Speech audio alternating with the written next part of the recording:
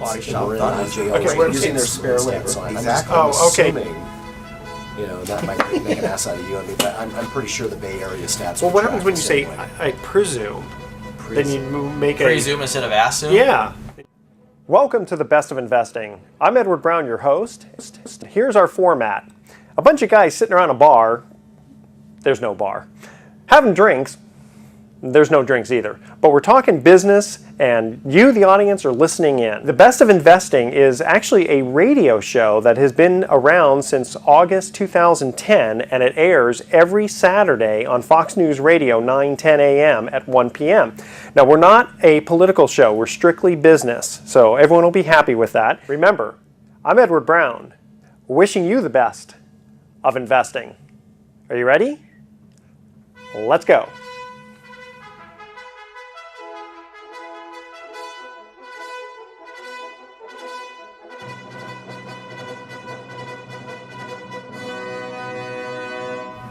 Robert, right next to me, is just closed a $100 million mortgage deal. His commission is humongous. He's set to retire. He goes out and celebrates and gets arrested for a DUI. And it's his second one within 10 years. Here's the question. Does the client have to pay for it? Oh, yeah. Big time. And so the question is, forgetting about what happens to him in the criminal case, what happens to his mortgage broker's license? Is it affected in any way? Those are issues that we are dealing with more and more. Because of the transparency of criminal cases, more and more licensing agencies within the state are taking action against people who are suffering criminal convictions, even of a misdemeanor nature. Doctors, lawyers. Are you representing the person who got in trouble with the licensing agency and are trying to get their license back, or where do you come in? Well, what I would do is, if Robert came to me, hat in hand, a big check in hand, and, First thing, check. You take that check. and I would take that check and tell him how lucky he is that he didn't hurt anybody, including himself. And then I would, before I took another step, go to the experts in the field of license representation. There are several great lawyers who know how to represent people before the boards, know what the boards are looking for in terms of rehabilitation and remorse, because that's very different than what happens in the criminal case. So in those situations, an ounce of prevention is worth a pound of cure. So I know last year the federal government started a program where all mortgage brokers and have to be licensed nationally, and the reason they were doing that is that some people who had scammed their way through mortgages successfully for years in certain states and were caught just dissolved, and lo and behold were operating under a license in a different state, and the federal government decided they just open up shop, a boiler room somewhere else. Yeah, so now there's a national listing service that you have to be approved with, and they are, I think, successfully preventing them from doing that. But they got to be in jail, because guys like that, they just don't seem to get rehabilitated. All that happens is they just open up shop somewhere else. The well, now it's supposedly, and I think realistically, a lot harder to do that because the national licensing service really does check it out. No, I know, but people you can do whatever you want. It's just a matter of when you get caught. Like we say, that the criminal mind will find a way to do it illegally, even though they might be able to do it successfully legally. The sale of improper mortgages, misrepresentation, the sale of unregistered securities, dipping into your client's funds, conducting Ponzi schemes, these are things that will happen in state number one. The people will get sued. Before the criminal investigation starts, they'll move to another state and start the same thing in another state. Don't you think that certainly for the 2005 to 2008, when there was the bubble in real estate and there was the abuses and all kinds of Ponzi schemes and financial shenanigans, that it's not happening as much as it did? Well, the reason it's not happening is because of the price of the product, that is, the price of real estate. Ponzi schemes only work and remain undiscovered when the prices go up. Well, it could because switch to the price of gold, which has tripled in the last few years, or some other instrument, or Right, and I do think it's happening less now. I think that the notion that you're going to go to prison maybe for the rest of your life, and the public is fed up with this kind of crime because they realize how it impacts the minor investor. I do think there is an impact there, but to me, the most compelling reason that it doesn't continue to occur is that it's hard to do a Ponzi scheme when you don't know what the price of real estate is, because it's based upon the most recent sale of a product that goes up in value so that you can reap your profits and pay off the first investors while you're taking money through the process. yes. Sounds like you've done this before, David. You're so well versed in it. I'm just kidding you. I'm always I teasing plead the David. fifth. Yeah, exactly. Okay. Before we get into our thoughts for the day, $2 billion, Mr. Chase. What's going on there? They Well, just made that a was little just error- that was clerical just, error. that was just the first quarter of the year. I'm sure they'll do much better. Or That's for not 6 as weeks. bad. Apparently it happened in 6 weeks. And they said it was just incorrect behavior and bad timing, and they're sure to correct their mistakes quickly. So if your 4-year-old child came to you and said, I misplaced my $3, and this is the 5th or 6th time that it's happened, there would be some punishment or some consequence so the kid could learn how to take care of his money. And that's one of the problems with the banks. They are treated specially, so they have come to believe that they are entitled to special Well, and treatment. by the Well, way, and the and- legal ramifications say that they are the way. Apparently, the $2 billion was because they were dealing in credit default swaps. Like, we probably heard that term before, and it didn't do very well for the general public and the general economy. Well, he'd But actually they're- did well for me as a borrower because I got my lower interest rate. But That's let me clarify one part of your 4-year-old situation, right, with the daughter. The daughter says, "Gee, Daddy, I lost your $3, not my own." Much more accurate. Yeah. Yes. Thank you. All right. Let's see here.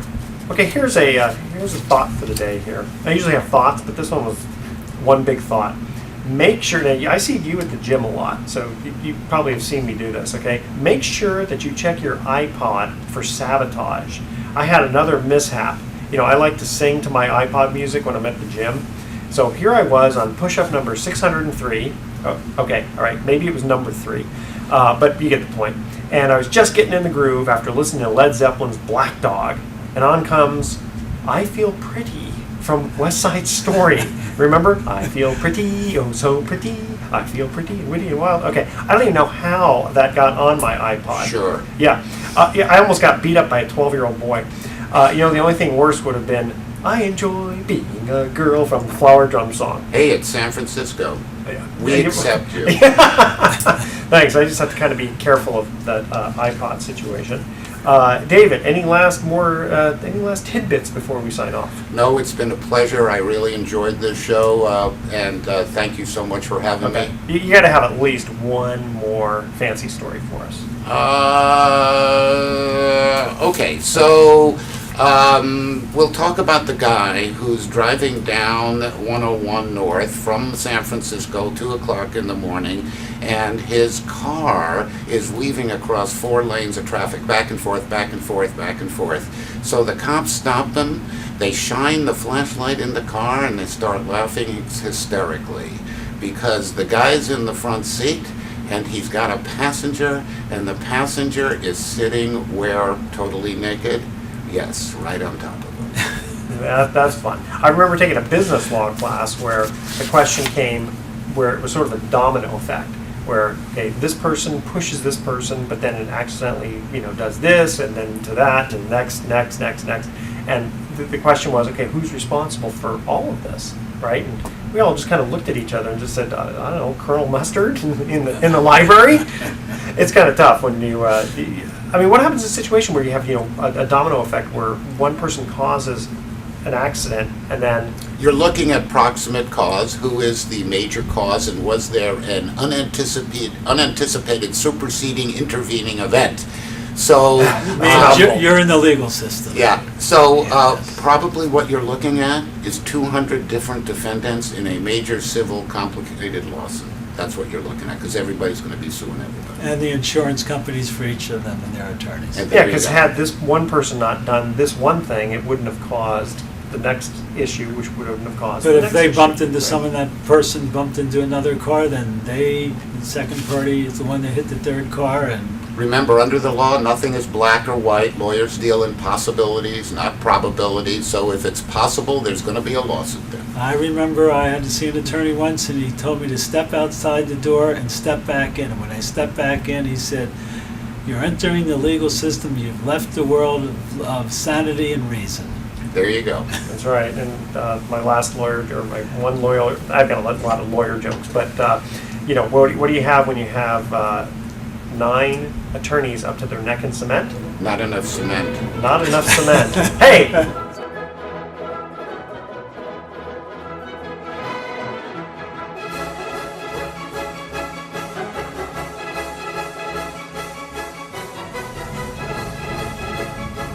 Welcome! You're listening to the Best of Investing on News Talk 910. This is the show where we present valuable information about real estate, the financial markets, and other economic business of the day. For those of you listening for the first time, here is our format. A few guys sitting around a bar having drinks without the drinks, talking business with you, the audience, listening in. And I'm your host, Edward Brown. I'm honored to have as my co-host Mark Hunt of Pacific Private Money, California's premier private lender, and Brian Burke of Praxis Capital. Our phone number is 888-912-1190. Now write that number down, 888-912-1190, because you're going to use that number to answer the trivia questions for 3 vacations given away during each commercial break. That's right, we're giving away 9 vacations during this show. The vacations are sponsored by Lighthouse Resort and Marina, located 1 hour northeast of San Francisco, and the vacations are free. Their only request, a $75 cleaning fee to cover housekeeping expenses. Their website is lighthouse4fun.com. You can reach them at 916-777-5511, and today's trivia theme is unusual sports stories. I knew you guys would like that. Yeah. Okay, our website is bestofinvesting.com. Check us out on Facebook and YouTube by typing Best of Investing Radio Show. And don't forget, World Wraps in Corte Madera and Santa Clara is still giving our listeners a free smoothie with purchase of a wrapper bowl. If you mention the Best of Investing, go there for lunch today. They actually have a brand new wrap called the Polynesian Pulled Pork. And don't forget to mention the Best of Investing for your free smoothie. All right, here we go. Ordinarily, we have an extra guest in the studio, but today I'm going to be the guest. And so I'll interview myself as well as you guys. And what we're going to be talking about is the ins and outs of life insurance, because I've been licensed since 1984 and I've been quite an expert on life insurance for many years. And I want to share with the audience certain secrets to make sure that our listeners are not overpaying for their life insurance. All right? And we're going to make this exciting. Then we're going to try to make it exciting. Okay.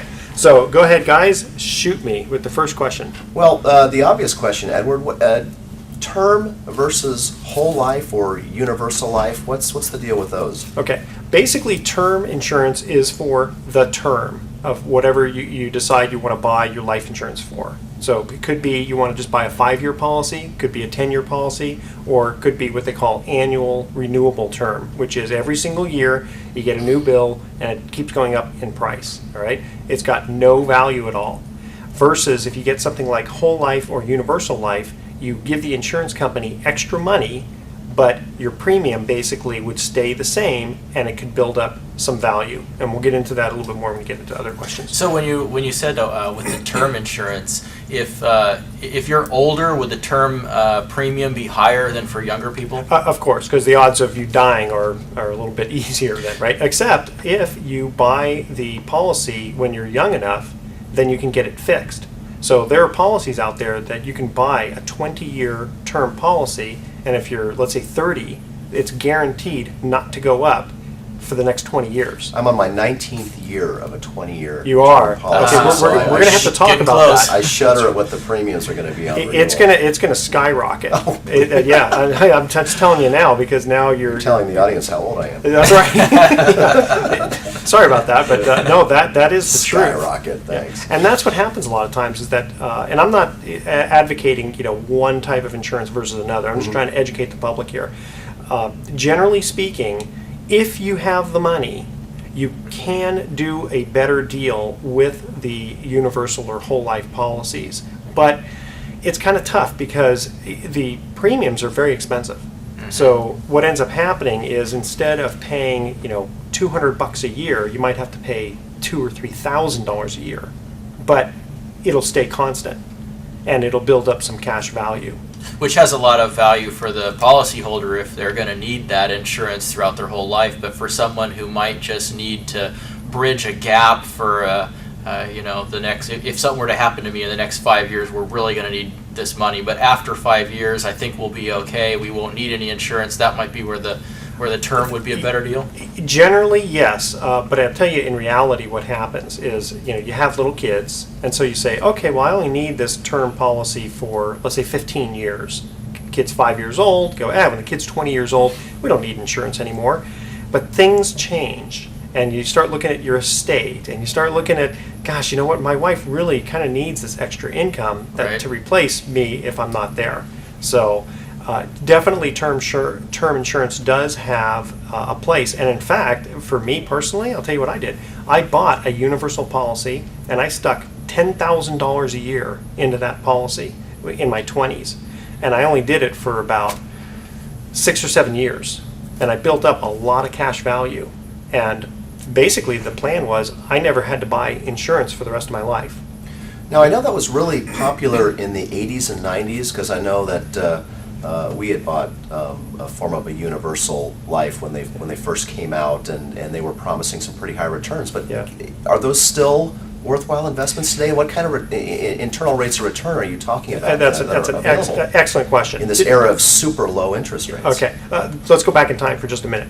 In the old days, in the 1910s, 1920s and all